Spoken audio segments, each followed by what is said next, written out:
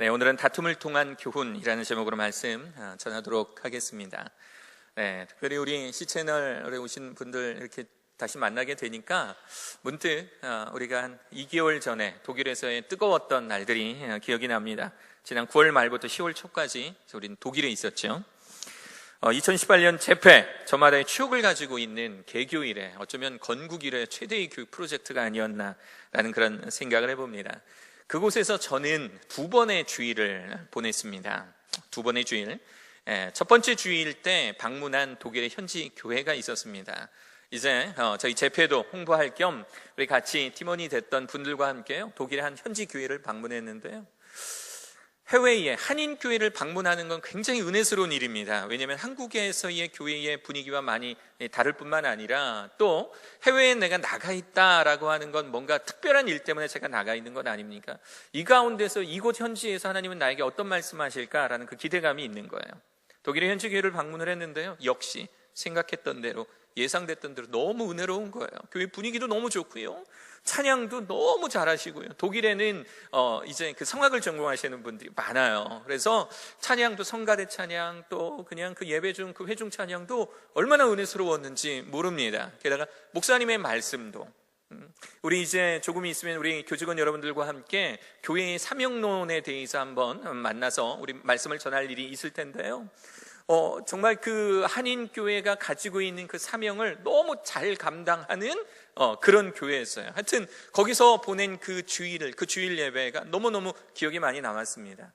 자, 이제 돌아오는 길에, 숙소로 돌아오는 길에 그 교회에 잘 알고 계신, 그 교회에 대해서 잘 알고 계시는 이제 한 분과 돌아오는 차 안에서 이제 대화를 나눈 거예요. 목사님 너무 훌륭하신 것 같습니다. 교회 분위기가 너무 좋은 것 같습니다. 그랬더니 이제 그분께서 그 교회가 어떻게 탄생하게 됐고 그 목사님이 어떻게 그 교회에서 사역하게 되었는지에 대해서 말씀을 해주시는 거예요. 내용을 보니까 이렇습니다. 한 10년 전에 그 지역에 아주 큰 교회가 있었대요. 지금도 있고요. 그 큰 교회가 있는데 시간이 지나면서 많은 그 독일의 현지 한인들이 많이 몰려들어서 큰 교회가 됐대요. 그런데 사람들이 많이 모이다 보면 생각들이 많아지죠. 그리고 또 말들도 많아지죠. 그러다 보니까 교회 내에서 내용을 겪은 거예요. 싸움을 겪은 거예요.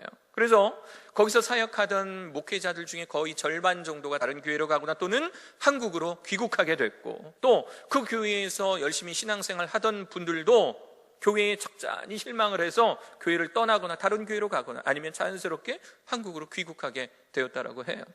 그 교회, 그러니까 제가 방문한 그 교회의 이 담임 목사님도 그 내용을 겪는 그 과정 중에 한국으로 일시적으로 귀국을 해서 한국에서 대학 교수를 하고 있다가 독일에서 좋지 않은 소식이 들려오는 거예요. 벌써 그 교회에서 이 목사님이 떠날 때보다 더 많은 수의 성도들이 그 교회를 떠나버리고 또 어떤 성도들은 어디로 갈지 갈피를 잡지 못해서 신앙생활이 엉망이 되었다. 그러니 목사님께서 다시 독일로 돌아오셔서 물론 한국에서 이 대학 교수의 직도 너무 귀한 직분이지만 다시 독일로 돌아오셔서 이 갈 곳 없는 이 양들 좀 목회 좀 해주십시오라고 하는 이제 그 일부 성도님들의 요청이 있었던 거예요. 이 목사님도 한국에서 자리를 잡고 열심히 살아가고 있었지만 독일 땅에 대한 그 애틋함이 있었기 때문에 열심히 기도하던 중에 다시 독일로 돌아오게 된 것입니다. 그렇게 해서 만들어진 교회, 한 교회, 큰 교회에서 열심히 신앙생활하다가 그 교회의 내용 과정에서 깨지고 그리고 다시 지리적으로 한참 떨어진 곳에 세워진 그 교회에 그 목사님이 세워지고 또 많은 성도님들, 예전에 있던 그 교회에서 상처받아 또 왔던 성도님들을 포함하고 해서 또 그 지역에 새로 이사온 많은 한인들이 그 교회에 정착하게 되어서요. 제가 방문할 때는요, 정말 은혜스러운 교회, 정말 목사님의 말씀 한 구절 한 구절이 왜 이 교회가 존재하는구나를 알 수 있는 이 교회의 사명은 바로 이것이구나라는 걸 알 수 있는 너무너무 정말 귀한 교회였음을 제가 그때 10월 첫째 주 주일 예배 때 방문을 해서 확인하게 되었습니다. 얼마나 좋았는지 몰라요. 참 신기하죠. 싸움은 나쁜 거 아닙니까? 다툼은 나쁜 거지요. 그렇죠. 누군가가 다퉈서 헤어지는 것, 이거는 하나님 보시기에 분명히 좋지 않은 일임에는 분명하죠. 그런데요, 보십시오. 한 교회가 겪었던, 큰 한 교회가 겪었던 그 안에서의 다툼, 그 안에서의 싸움, 이것으로 말미암아 새로운 한 교회가 탄생하게 되고, 또 그 교회를 하나님께서 훌륭히 사용하셔서 그 지역의 한인들에게 영혼의 안식처가 되는 좋은 교회로 만들어 주셨어요. 분명히 싸움은, 다툼은 나쁜 것인데 그 안에서의 하나님의 선한 역사는 이루어지고 있다라고 하는 겁니다. 오늘의 말씀을 보면은요, 말씀의 주인공 두 사람이 나옵니다. 첫 번째는 바울이고요, 두 번째는 바나바입니다. 이들은 소위 말하는 바울의 제 1차 전도 여행을 무사히 마치고 둘이 마주 앉았습니다. 그리고 그들은 1차 전도 여행을 통해 세워진 교회들을 다시 한번 돌아보면서 그 교회들을 견고히 세우자, 다시 말하면 바울의 제 2차 전도 여행을 기획하게 되는 거예요. 자, 우리가 다시 한번 세웠던 그 교회를 역순으로 한번 돌아다니면서 그 교회들을 바로 한번 세워보자, 더욱 튼튼하고 견고하게 한번 만들어보자 라는 데까지 의견이 모아진 거예요. 그런데 이 바나바는 자신의 조카, 성경에 보면 생질이라고 나오는데요, 자신의 조카 마가 요한, 마가라고 불리는 이 요한을 함께 데리고 가자라고 바울에게 이야기하고요, 사도 바울은 그것을 원치 않았어요. 아니야, 마가를 데리고 갈 수 없어, 이렇게 이야기를 하는 거예요. 그 이유를 보면 오늘 여러분의 말씀에 38절에 그 내용이 나옵니다. 바울은 밤빌리아에서 자기들을 떠나 함께 일하러 가지 아니한 자를 데리고 가는 것이 옳지 않다 해요. 그러니까 마가 요한이 어떤 이유, 어떤 문제가 있었는지 몰라요. 개인적 사정이 뭐 세밀하게 나오지는 않으니까. 그런데 1차 전도 여행을 할 때 밤빌리아라는 그 곳에서 사역을 하는데 함께 열심히 사역하기로 한 이 마가 요한이 자기 멋대로 그 일행을 이탈해버린 거예요. 사도 바울의 입장에서 보면 함께 하기로 한 그 좋은 일손이었던 그 마가 요한이 자기 뜻대로 행한 것을 보고 이 사도 바울은 마가 요한에 대한 그런 마음이 별로 그렇게 탐탁지가 않았던 겁니다. 아무리 바나바의 자신의 이 동역자였던 바나바의 조카라 할지라도 자신이 겪은 마가 요한은 영 아닌 거예요. 영 아닌 거. 여러분들도 그런 거 있잖아요. 여러분들도 무슨 학교에서 프로젝트를 내줬는데, 조별로 프로젝트를 내줬는데 열심히 하려고 노력을 하는데 친구 하나가 자꾸 모임 때 모이지도 않고 제대로 뭐 의견을 내놓지도 않고, 그런 모습 보면 여러분들 그 친구에 대한 이미지가 그냥 딱 그렇게 불성실한 이미지로 고착돼 버리잖아요. 이 사도 바울이 느꼈던 마가 요한의 모습도 바로 그런 것이었습니다. 바로 그런 거였어요. 네. 네, 우리 앞에서 무한정 졸고 있는 우리 학생들, 좀 정신 좀 차려야겠어요. 오늘 9학년 뭔 일 있나요? 뭔 일 있어요? 네. 9학년 학생들 목사님 쳐다볼까? 허리 바로 세우고, 허리 바로 세우고, 네, 엉덩이 딱 붙여주고요. 네, 우리 선생님들이 긴장하고 계세요. 큰일 나요. 카메라에 잡히면 큰일 납니다. 너무 많이 졸아서요, 대충 잡아도 잡힐 것 같아요. 네. 이 이미지가 고착화되면 안 돼요. 마가 요한의 그 모습, 불성실한 모습이 사도 바울에게 고착화되는 바람에 이 사도 바울은 마가 요한이 함께 전도여행 가는 걸 원치를 않았다는 거예요. 원치를 않았어요. 그런데 이 문제는요, 바울과 바나바의 큰 싸움으로 번져버렸습니다. 바울도 마찬가지고 바나바도 마찬가지고 초대교회의 아주 거장들입니다. 아주 큰 위인들이에요. 기독교 위인들입니다. 그런데 성경을 보면은요, 이 부분에 대해서 39절을 보세요. 심히 다투어라는 표현을 써요. 심히 다투어. 세상에, 이 사도 바울과 이 바나바가 심히 다투었다라는 거예요. 심히 다투어. 이 부분에서 저는 아주 궁금합니다. 도대체 어떻게 싸웠길래, 어떻게 다투었길래 성경은 이 두 사람의 다툼을 심히 다투었다라고 표현을 할까요? 도대체 어떤 모습으로 다투었길래? 제가 설교 준비하면서 제가 지금까지 살면서 가장 심하게 싸웠을 때가 언제였나 한번 생각해 봤어요. 심하게 다투었을 때가 언제였나 생각해 보니까 중학교 1학년 때, 물론 뭐 여러 번의 싸움이 있었지만 학창 시절에는 이렇게 감정 조절을 잘 못해서 친구들하고 많이 이렇게 다퉜던 것 같아요. 가장 심하게 싸웠을 때가 언제였냐면 중학교 1학년 때 정말 얄미운 친구가 하나 있었어요. 그런 친구 꼭 한 명씩 있잖아요, 교실에. 정말 얄미운 친구가 있었는데, 이 얄미운 친구가 그때 이 짧은 10분 동안 이 중학교 1학년들 그냥 부잡한 이 중학교 1학년들이 교탁에 모여서 이 팔씨름 배틀을 자주 했습니다. 어디 나갈 수도 없으니까 그 교탁에다가 이제 팔 올려놓고 이제 팔씨름을 하는 거예요. 그 얄미운 친구가 다른 친구랑 붙었습니다. 근데 제가 얄미운 친구가 있고 그냥 친한 친구가 있으면 친한 친구를 응원을 하면 되는데, 얄미운 친구가 너무 얄미웠던지 제가 뭐라 그랬냐면, 그 친구 이름이 있어요. 하여튼 뭐 철수라고 생각해 봅시다. 그러면 철수 져라 이렇게 응원한 거예요. 누구 이겨라가 아니라 철수 져라 이렇게 응원한 거예요. 그러니까 이 친구가 화가 난 거예요. 팔씨름을 하다가 갑자기 제 멱살을 잡은 겁니다. 멱살을 잡아가지고 막 그렇게 끌고 다니는 거예요. 원래는 제가 싸움을 잘 안 합니다. 이렇게 원래 싸움 잘하는 사람들은 이 주먹을 숨기거든요. 이렇게 숨기고 다니는데, 이 친구한테 멱살을 딱 잡히니까 저도 흥분한 거예요.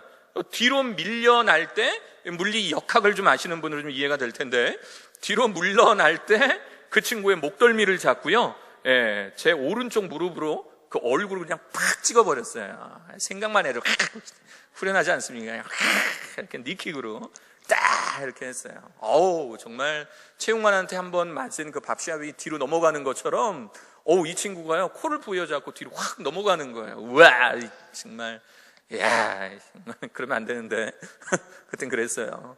이 친구 코에서 이 코피가 두 줄이 쭉 하고 이렇게 나는 겁니다. 뭐 나중에 그 친구하고 고등학교도 같이 다녔어요.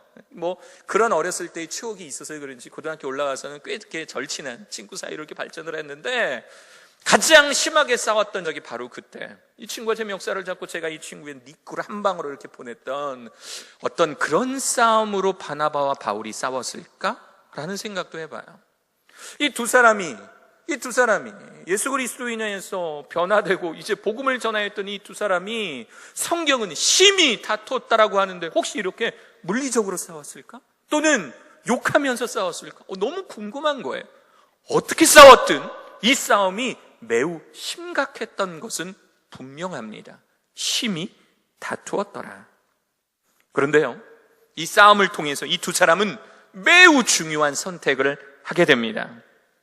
바나바, 자신이 추천한 이 마가 요한과 함께 선교여행을 떠나기로 다짐을 합니다. 그래서 세계 지도를 놓고 지중해를 보면 터키 반도 바로 밑에 있는 구브로라고 하는 섬이 있어요. 구브로라고 하는 섬으로 배를 타고 이 바나바는 이 자신의 조카 마가 요한을 데리고 선교를 떠나고, 이 바울은 실라라고 하는 사람, 고구려 백제 신라가 아닙니다. 사람 이름이 실라예요. 이 실라라고 하는 사람을 택해서 수리아와 길리아로 떠나게 됩니다. 같은 꿈, 같은 비전을 가진 두 사람, 바울과 바나바가 서로 다른 선택을 하게 된 것입니다. 사람들은 모두 아름답고 평화스러움을 택하고 싶어 하지요. 사람을 만나서 싸우고 논쟁하고 또 그 달래는 어떤 이 과정, 이 정신적인 소모, 이런 과정을 좋아하는 사람은 아무도 없습니다. 혹시 여러분들 중에 오늘 아침에 딱 일어나면서 오늘은 누구랑 싸워야지 뭐 이렇게 생각하시는 분 계세요? 우리 교직원, 우리 선생님들 이렇게 일어나시면서 이렇게 기지개를 딱 피시면서 오늘은 어떤 선생님하고 한번 붙어볼까 뭐 이런 분들 계십니까? 저도 어제 저녁에 이 설교 말씀 정리를 하고 아침에 일어나면서 제가 했던 생각은 뭐냐면요, 우리 새벽 기도 기간이 길어지잖아요. 저를 포함해서 우리 전우사님들이 오프가 없어요. 이제 새벽에도 계속 이제 나와서 말씀을 또 전하기도 하고 또 예배를 진행을 해야 되니까, 오늘 아침에는 가서 우리 전우사님들 오늘 3명 다 만나게 되는데 우리 전우사님들에게 수고했다라고 말해야지 뭐 이런 생각을 하지, 오늘 한번 스티븐 전우사님하고 붙어볼까, 한 대 때려줄까 이렇게 생각하는 사람들은 없잖아요. 사람들은 다 누구나 평화스럽고 좋은 관계를 원하게 돼요. 그런데 이런 바람과는 달리 사람과 사람이 만나면 자연스럽게 다툼이라는 게 발생이 됩니다. 다툼. 꼭 물리적인 싸움이 아니더라도 어떤 심리적인 마음의 다툼이 있기 마련이에요. 서로 죽고 못 사는 남녀 둘이 만나서 결혼을 해도요, 부부싸움이라는 것이 있습니다. 저도 결혼할 때 저는 천사와 결혼한 줄 알았어요. 근데 이 천사에게 발톱이 날카롭다라는 것은 몇 년 뒤에 발견이 되었어요. 피를 나눈 형제끼리도 싸우기 마련입니다. 이 싸움은요, 예수 그리스도를 머리로 한 교회에서도 일어나고요, 전국에서 가장 착한 학생들만 모아놓은 GVCS 글로벌 선진학교에서도 이 다툼과 싸움은 있습니다. 시채널에서 찍고 있다고 제가 꼭 이걸 쓴 거는 아니에요. 그런데 이 말은 꼭 하고 싶었어요. 전국에서 착한 애들만 다 모였어요. 다 모였어요. 할렐루야. 제 조카가 지금은 이제 고3 준비하고 있는데요. 고2, 지금은 고2입니다. 제 조카가 저희 학교에 이제 우리 학교에 입학을 하려고 이제 준비하는 그 과정이 조금 있었어요. 결국은 이제 우리 학교에 다니지는 않고 이제 일반 학교로 가기는 했지만, 근데 이 아이가 중학교 1학년 때 저를 보면서 이런 이야기를 하는 거예요. 이 아이는 이제 어렸을 때부터 모태 신앙이었고, 어렸을 때부터 신앙교육을 잘 받고, 매일 아침에 일어나자마자 시편을 한 편씩 읽고, 뭐 그래야 됐던 이런 아이였으면, 그러니까 신앙적으로 잘 자랐죠. 근데 이 아이가 중학교를 가보니까, 이제 신앙적으로 생활했던 사람은 그렇지 않은 아이들이 구별이 되잖아요. 그래서 저를 만나서 뭐라고 하냐면, 삼촌, 우리 학교에는 착한 애들이 없어요. 우리 학교에는 아무리 봐도요, 착한 애들이 없어요. 그래서 밥 먹다가 이제 그 얘기를 했는데, 제가 뭐라고 대답을 해줬냐면, 아이를 똑바로 쳐다보면 별로 멋이 없어요. 밥을 그대로 먹으면서 쳐다보지 않고 강한 어조로 이렇게 이야기했죠. 전국의 착한 아이들이 모두 GBCS에 모여 있어서 그래. 다 GBCS 와 있어. 그러니까 너 GBCS 오면 전국의 착한 아이들 다 만날 수 있어. 이렇게 이야기해줬던 그런 경험이 있어요. 그런데 전국의 착한 아이들만 다 모여있는 GBCS에서도 다툼이 있고 또 싸움이 있습니다. 놀라운 사실은 하나님께서는 이 다툼과 싸움도 하나님의 역사를 위해서 선하게 사용하시더라라고 하는 겁니다. 신라를 전도 여행의 파트너로 삼은 사도 바울은요, 이 신라, 자신의 동역자인 신라와 함께 환상적인 케미를 이룹니다. 그리고 이것을 바탕으로 그 이후에도 여러 지역을 돌아다니면서 여러 교회를 세우고 여러 교회를 더욱 견고하게 만들어냅니다. 이 사도 바울이 이 신라와 함께 이루어낸 이 선교적 업적은요, 지금의 기독교를 있게 한 아주 커다란 주춧돌이 되어 주었어요. 그리고 애석하게도 이 사도 바울의 행적만큼 자세히 나와 있진 않지만 이 바나바와 마가 요한의 행적도 이 서신서의 여러 부분들을 통해서 이들의 전도 여행 또한 주목할 만한 많은 업적을 만들어낼 수 있음을 짐작할 수 있게 합니다. 사도 바울이 매몰차게 거절했던 이 마가 요한, 사도 바울은 너무 싫었잖아요. 나 그 사람과 안 갈 거야. 난 저 사람과 같이 일하지 않을 거야. 라고 했던 이 마가 요한이 나중에 이 사역들, 이 선교 사역을 통해 사도 바울과 새로운 관계 속으로 들어갑니다. 이 디모데에게 보낸 두 번째 편지, 우리가 디모데 후서라고 알고 있는 이 디모데 후서 4장 11절을 보면은요, 이 사도 바울이 디모데에게 이런 말을 합니다. 뭐라고 하냐면, 누가만 나와 함께 있느니라. 그러니까 이 누가복음의 저자 누가를 이야기하는 거예요. 누가만 지금 나와 함께 있다. 네가 올 때에, 그러니까 디모데야, 너가 나한테 올 때 마가를 데리고 와라. 그가 나의 일에 유익하니라. 초기 사도 바울의 사역 가운데서는 마가는 너무 싫었던 인물이었는데요. 그런데 그 이후로 바나바와 함께 선교 여행을 떠난 그 이후로 마가의 입지가 사도 바울에게 달라진 거예요.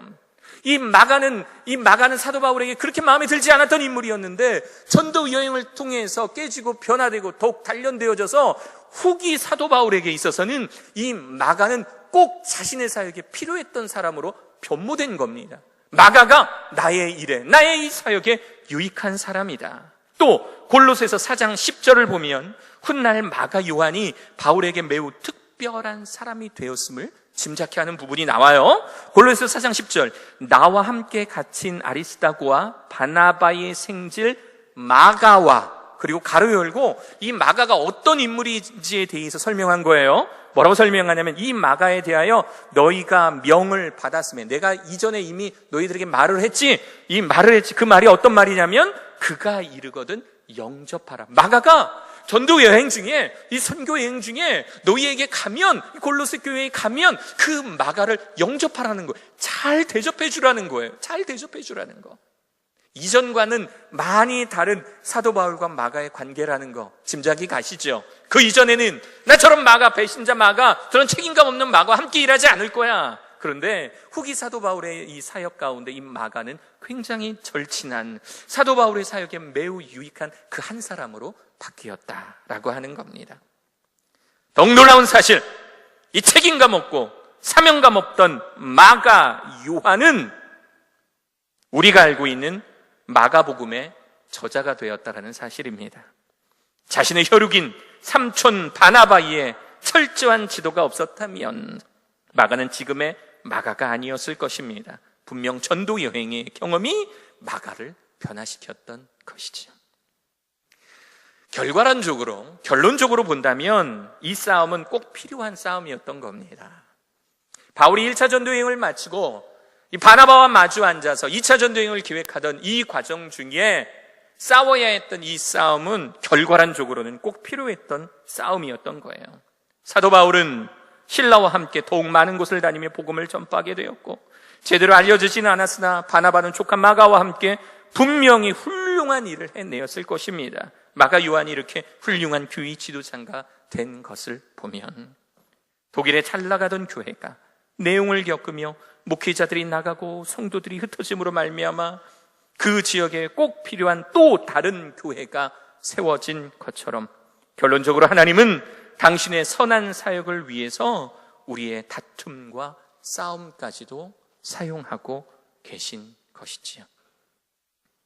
사랑하는 여러분, 이제 결론을 좀 내리고자 합니다.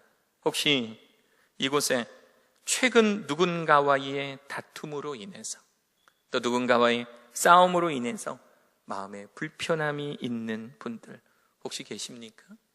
우리 학생들, 내 친구 누군가와의 싸움으로 인해서 또는 다툼으로 인해서 마음이 힘들어하고 있는 친구들이 계실까요? 우리 사랑하는 선생님들, 우리 교직원 여러분들은 어떠십니까? 이 믿음의 사역지, 하나님께서 보낸 이 사명이 있는 이곳에서도 여러분 마음 불편하실 때 많으시지요? 있으실 겁니다. 저도 그랬고 저희 선배들도 그랬고 아마 이 자리에 앉아있는 우리 동역자 여러분들도 그러실 것입니다.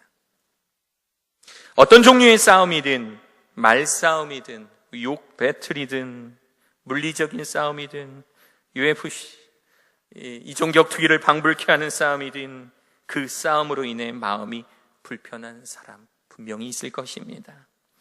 오늘의 설교가 싸움은 좋은 것입니다를 말하는 것이 아니라는 걸 알고 계실 거예요. 하나님께서 우리의 싸움과 다툼을 사용을 하시니까 우리는 마음껏 싸워보세, 이런 내용이 아니라는 것 여러분 알고 계실 겁니다. 만약 우리의 사역 현장에서, 우리의 삶의 현장에서 누군가와 부딪혀 마음의 불편함을 가지고 계신 분들이 계시다면, 또 그런 학생들이 계시다면 여러분들의 그 마음, 불편한 마음, 심란한 여러분들의 마음을 이 말씀을 묵상하며 맡기실 수 있는, 하나님께 맡기실 수 있는 여러분 되시기를 바랍니다.